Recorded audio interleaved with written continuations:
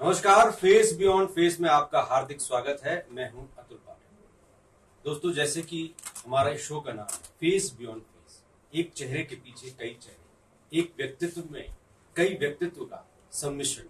हमारे साथ आज ऐसे ही व्यक्तित्व हैं जिनका नाम है उमंग सिंगार। जी हाँ, मध्य प्रदेश की राजनीति के उभरते चेहरे, मध्य प्रदेश कांग्रेस के वरिष्ठ नेता, मध्य प्रदेश कांग्रेस विधायक दल के नेता, मध्य प्रदेश विधानसभा में नेता प्रतिपक्ष, आदिवासी नेता और मुखर नेता उमंग सिंगार जी, आपका बहुत बहुत स्वागत है। उमंग जी, आपने मध्य प्रदेश कांग्रेस में विधायक दल के नेता के तौर पर तब कमान संभाली जब कांग्रेस एक बड़ी चुनौती के दौर से गुजर रही थी और आपसे काफी अपेक्षाएं रही होंगी राहुल गांधी की।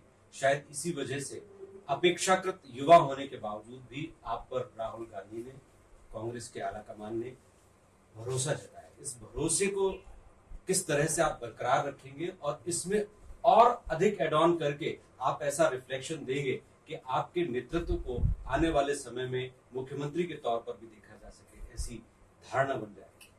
देखिए, आपको पहले पाठक जी बता दूं कि मैं कभी किसी पद के पीछे मेरी बांधता नहीं।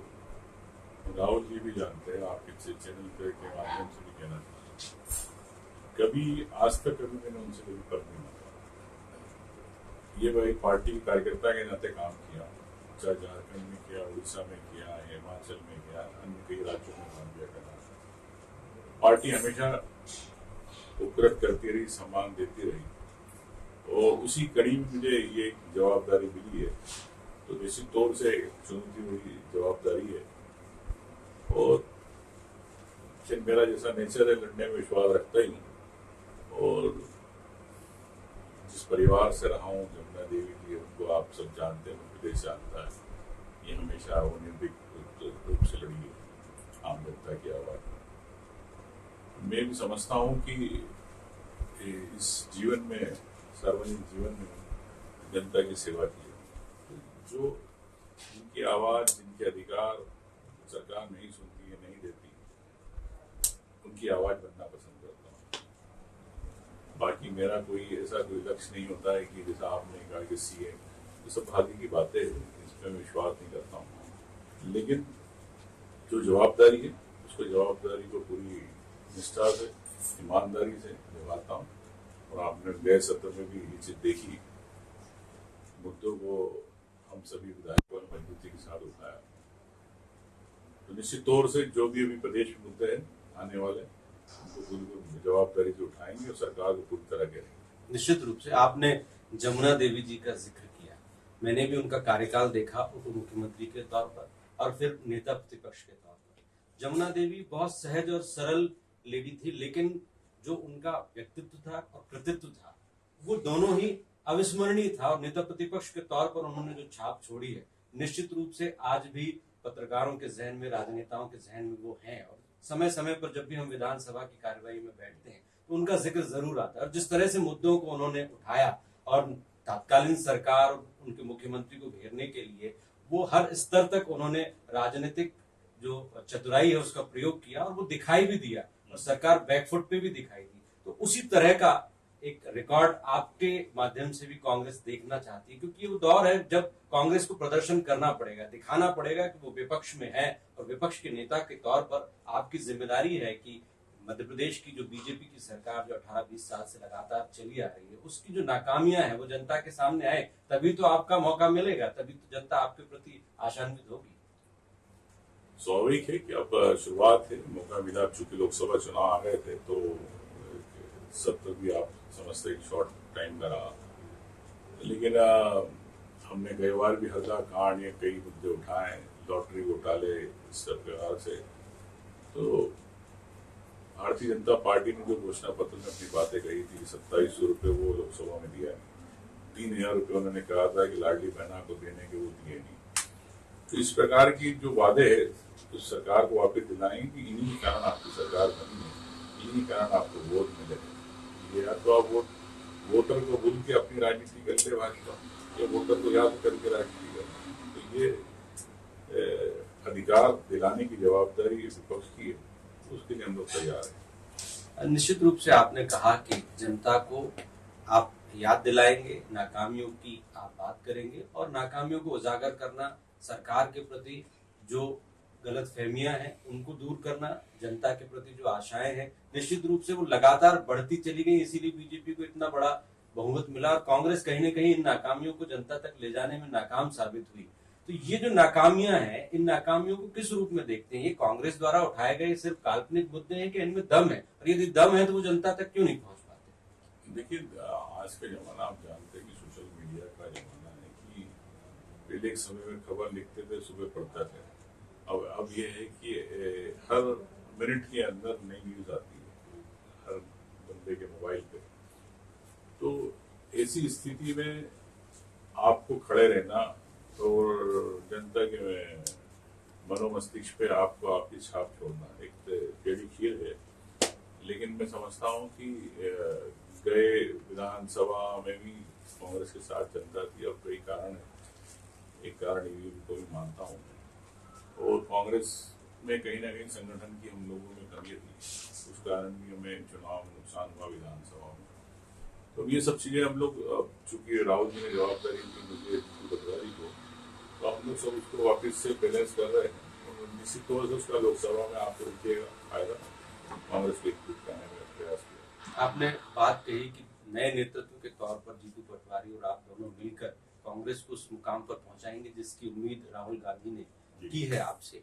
लेकिन जिस तरह का बीजेपी का रिकॉर्ड देखने को मिल रहा है, विधानसभा में देखें या राजनीति के अन्य परिदृश्यों में, बीजेपी के नेता कुछ अतिरिक्त चतुराई के साथ कांग्रेस के उन मुद्दों को जिनमें वास्तव में कई बार हमें भी लगता है कि गंभीर मुद्दे हैं और इन पर चर्चा होनी चाहिए, बहस होनी चाहिए, जनता को जागरूक होना चाहिए, लेकिन वो मुद्दे भी डाइल्यूट हो जाते हैं और हवा हवाई नजर आते हैं। देखिए, बात है कि भारतीय जनता पार्टी हमेशा धर्म की राजनीति करती है, और जब मुद्दों पे बात करो तो भारतीय जनता पार्टी किसी डिबेट पे बात नहीं करना चाहती। अगर उनके प्रवक्ताओं से अभी आप करेंगे तो बीच में छेड़ देंगे, मंदिर की बात छेड़ देंगे, गो की बात भी छेड़ देंगे, फलाना छेड़ देंगे। लेकिन इनके दो चेहरे हैं।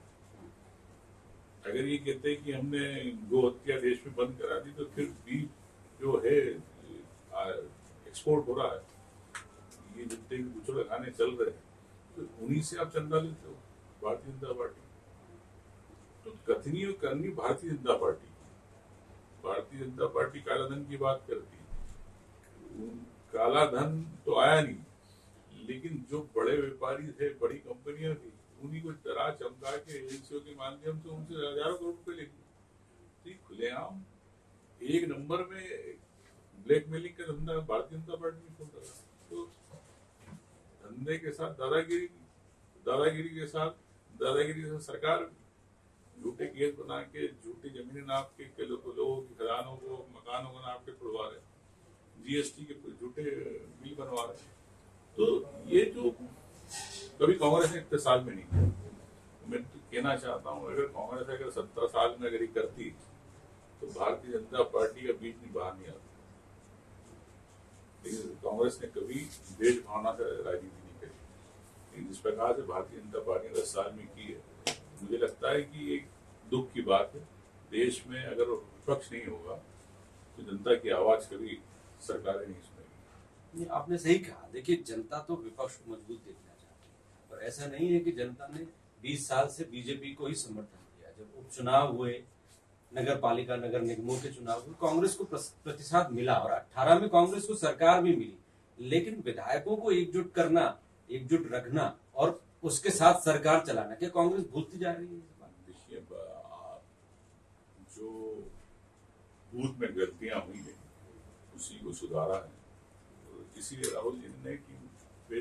इसके बाद भी 3 विधायक चले गए। देखिए, अब ये गए तो उनके व्यक्तिगत कारण से, अगर कोई व्यक्तिगत कारण से जा रहा है तो उसका कुछ। अब कोई पद की लालसा है, किसी को आर्थिक लाभ चाहिए, पार्टी से बड़ा कोई हित नहीं होता। अगर व्यक्तिगत हित की बात है तो उस पर तो कोई भी जा सकता। आप एश्योर कर सकते हैं जनता को और अपनी पार्टी को, अब कोई विधायक नहीं छोड़कर जाने वाला। मैंने आपसे कहा कि अगर विधायक अगर जनता के हित के लिए और पार्टी हित के लिए लड़ सके तो पार्टी के साथ है। अगर अपने व्यक्तिगत हित देखेगा, व्यक्तिगत स्वार्थ देखेगा, तो विधायक हो या कोई भी हो, चाहे हम कार्यकर्ता, तो कहीं भी आने के लिए स्वतंत्र, उसकी व्यक्तिगत इच्छा, उस पर कभी हम नहीं कह सकते। लेकिन रही पार्टी में उसको सम्मान देने की, अगर सम्मान में करनी है तो ठीक है। कम्युनिकेशन आप रखते हैं, विधायकों से बातचीत होती है, कोई समस्याएं आपको नजर आती हैं कि जो सत्ता पक्ष से वो डर रहे हैं, कहीं कोई दबाव है, ऐसी बातें निकल के आई हैं क्या?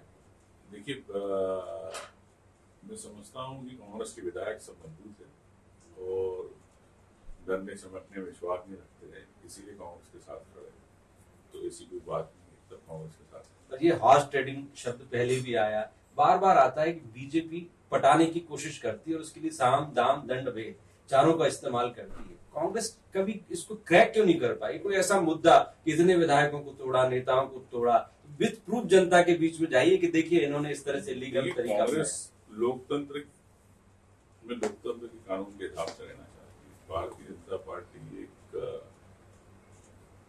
नाजीवाद देश में लाना चाहती है, फासीवाद लाना चाहती है, डिक्टेटरशिप लाना चाहती है। तो जब संविधान ही नहीं रहेगा, लोकतंत्र ही नहीं रहेगा, तो चाहे मीडिया हो, चाहे आम व्यक्ति हो, चाहे संवैधानिक संस्था है, तो सब आज चुप है तो क्यों चुप है? यही कारण है कि डिक्टेटरशिप चलेगी देश में। लेकिन ये स्थिति रहेगी तो देश के अंदर आने वाले समय में चुनाव होंगे मुश्किल है। ये तो हमारी सबकी सामूहिक लड़ाई है, सबको मिलके आम व्यक्ति की बात करना चाहिए, आम हितों की बात करना चाहिए, चाहे दल से ऊपर। ये बात तो अटल जी ने कही थी कि सत्य का संघर्ष सत्ता से, हम निहत्ते शत्रु है सन्नद्ध।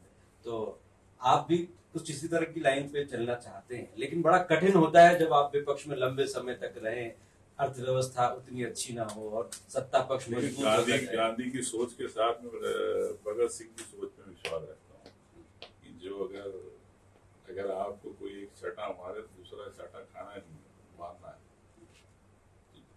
कार्यकर्ताओं को लड़ना पड़ेगा अपने अधिकारों को लेकर, जनता के अधिकारों को लेकर, जैसे के साथ कैसा। तो देश में आजाद हुआ, कई लोगों ने सत्याग्रह किया, कई लोगों ने गोलियां भी चलाई, शहीद हुए, सब लोग थे कांग्रेस में। मध्य प्रदेश के मुख्यमंत्री डॉक्टर मोहन यादव को लगभग 3-4 महीने हो गए, बीच का कार्यकाल थोड़ा सा आचार संहिता की वजह से उसका मूल्यांकन करना ठीक नहीं, लेकिन अभी तक के कार्यकाल को लेकर क्या परसेप्शन आपके खुद के जहन में बना है एक राजनीतिक कार्यकर्ता के नाते?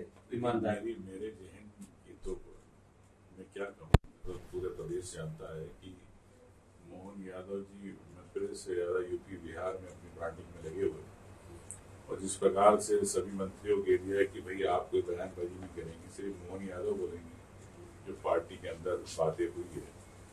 तो अब ऐसे ये कि मोहन यादव कौन सी डिग्री ली डॉक्टर बन गई है हमें नहीं पता, लेकिन जब भी उन्होंने विधानसभा में भाषण दिए तो उज्जैन से बाहर नहीं निकल पाए।